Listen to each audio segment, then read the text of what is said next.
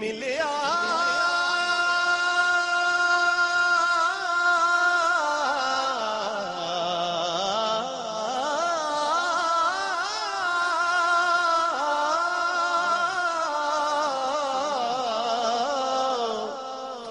تے میں گل وچ پا لیاں باواں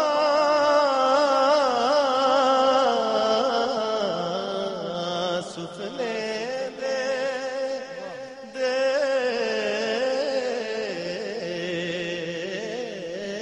وچ ماہی ملیا. ہاں تو آپ فیض یافتہ کس کے تھے؟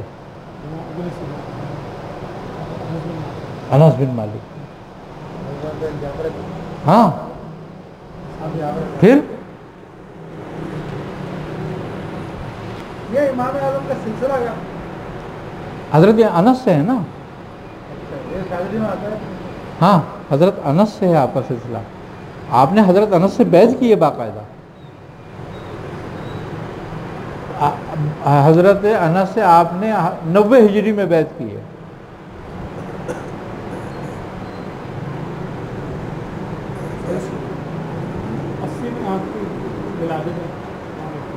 ہاں 90 یا 92 ہجری میں آپ کی بیعت ہے. 10 یا 12 سال کی عمر میں آپ نے بیعت کی ہے آپ سے.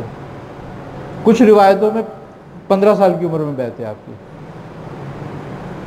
حضرت انس سے بیعت کے جب آپ نے بیعت حضرت انس سے کی ہے اور ان سے روحانی تربیت لیے، اس کے 2 سال کے بعد حضرت انس کا وصال ہو گیا تھا. پھر آپ نے حضرت حنیف سے بھی فیض حاصل کیا جو حضرت علی کے بیٹے تھے بڑے، محمد بن حنفیہ جو کہلاتے تھے. آپ سے بھی فیض و برکات آپ نے حاصل کیے. تو آپ نے امام جعفر صادق کی بھی صحبت اختیار کری اور آپ فرماتے ہیں کہ اگر وہ 2 سال مجھے نہ ملتے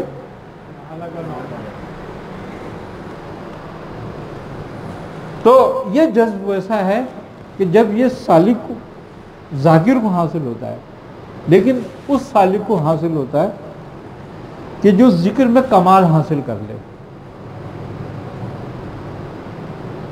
خون جس کے ذکر میں گردش کرنے لگے، خون جس کے ذکر میں وہ خون میں ذکر گردش کرنے لگے، پھر اس کو سانپ کاٹے بچھو کاٹے خود مر جاتا ہے.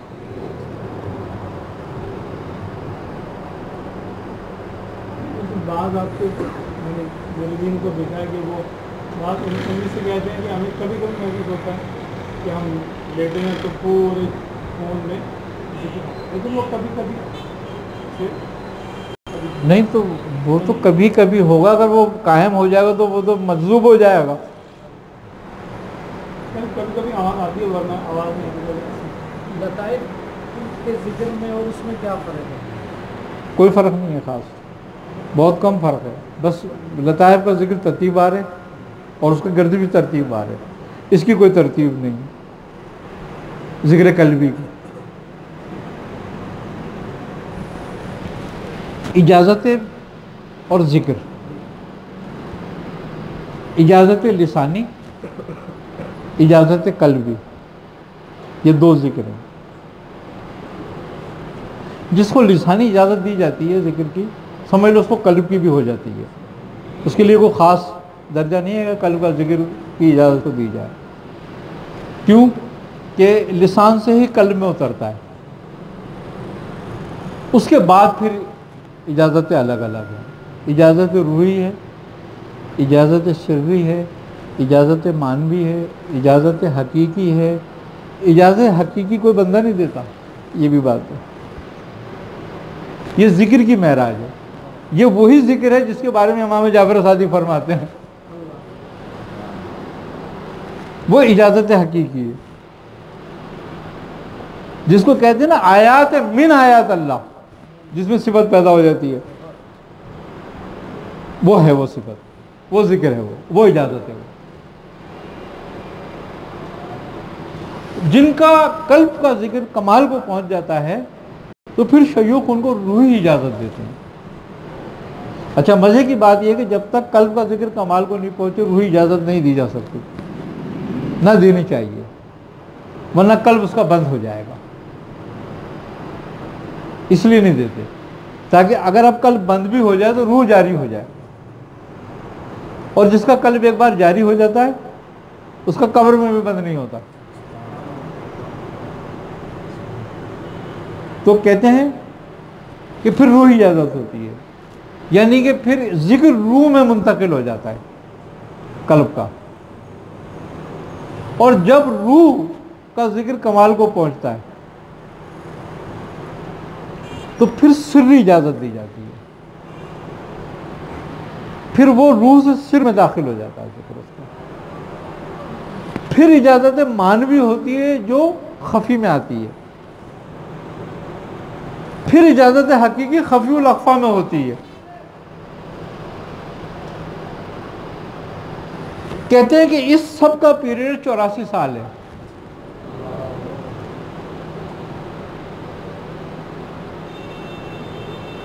اور وہ ایک رات بھی ہے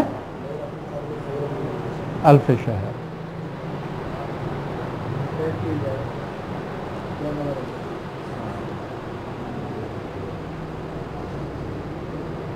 اب اگر اس مہینوں کا ہم حساب لگائیں تو تقریباً 84 سال بنتے ہیں۔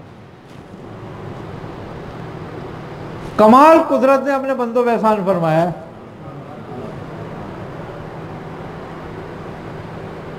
لیکن ہر کسی کو لیلۃ القدر نصیب نہیں ہوتی۔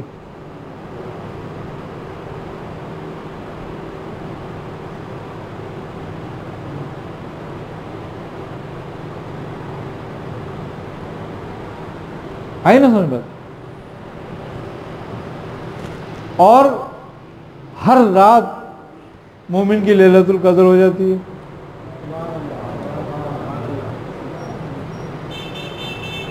کیوں؟ اس لیے کہ جیسے سرور عالم صلی اللہ علیہ وسلم کے فرمان کے مطابق کہ مومن کی فراست سے ڈرو کہ وہ اللہ کے نور سے دیکھتا ہے، یعنی کہ اس کے ادراک میں اس کا ادراک جو ہے وہ اللہ کے نور سے ہو جاتا ہے پھر اس کو حاصل۔ اور لیلۃ القدر کے لیے کیا چاہیے تمہیں؟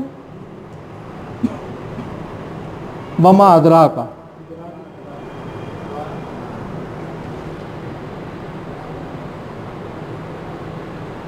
کہ جس کو ادراک ہو جائے اس کے لیے ہر لیل لیلۃ القدر ہو جاتی ہے، اور جس کو نہیں ہو لیلۃ القدر بھی نہیں ہو اس کے لیے تو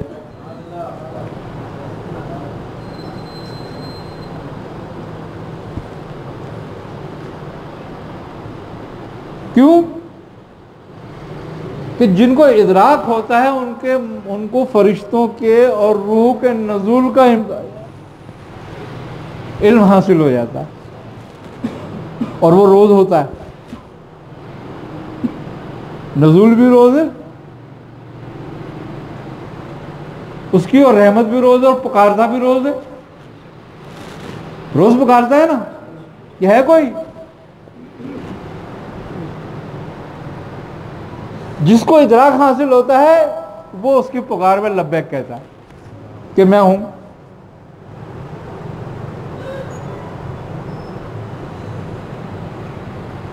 وہ حاصل ہوتا ہے جذب سے، کسی ہوش مند کو نہیں ہوگا حاصل۔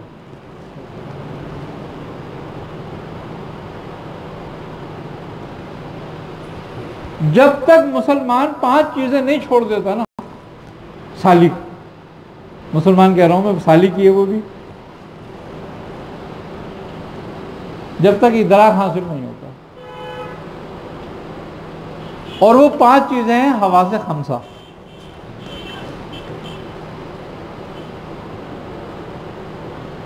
اور یہ چھوڑنا آسان کام ہے، آسان کام ہے۔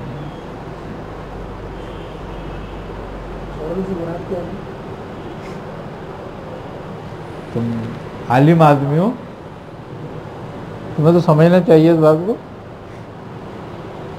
کہ کان سے جس چیز کو روکا گیا ہے، آنکھ کو جس چیز سے روکا گیا ہے، زبان کو جس چیز سے روکا گیا ہے، یہ ظاہری عمل ہے اس کا، اور جب بندہ ظاہر پر آتا ہے لیکن نیت اس کی کیا ہوتی ہے کہ میں جو کچھ چھوڑ رہا ہوں اللہ اور اس کے رسول کی خوشنودی کے لیے چھوڑ رہا ہوں، تو وہ فیض تمہیں آنا شروع ہو جاتا ہے پھر۔ لیکن صرف چھوڑ دینا ہی کافی نہیں ہوتا، اس پر قائم ہونا کافی ہوتا ہے ضرورت اس پہ قائم ہونے کی ہے، کیونکہ ٹوٹل لذات انہی میں ہی ہے۔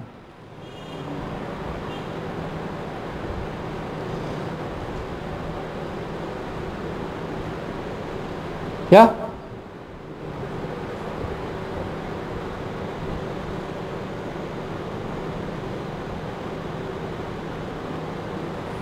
اچھا، ذکر جو ہے نا اسی لیے کثرت سے کرایا جاتا ہے کہ جب وہ بندہ ذکر میں لگا رہتا ہے نا تو وہ سب کو بھول جاتا ہے پھر، نہ کسی سے کہنا، نہ کسی سے سننا، نہ کسی سے بولنا، نہ کسی کو دیکھنا، نہ کچھ سونگنا، وہ اپنی سنتا رہتا ہے بس جو وہ کہہ رہا ہوتا ہے۔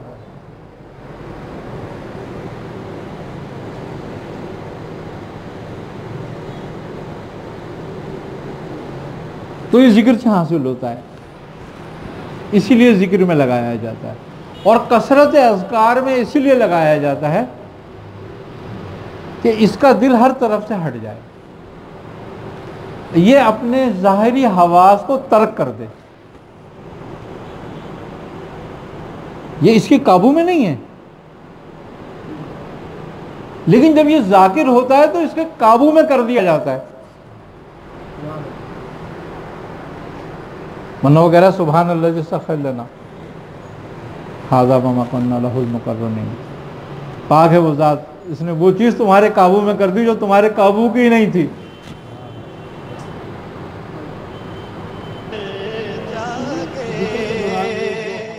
یا رسول اللہ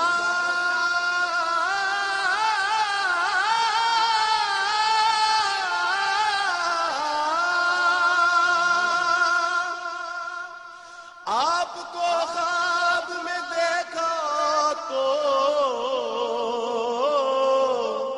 مقدر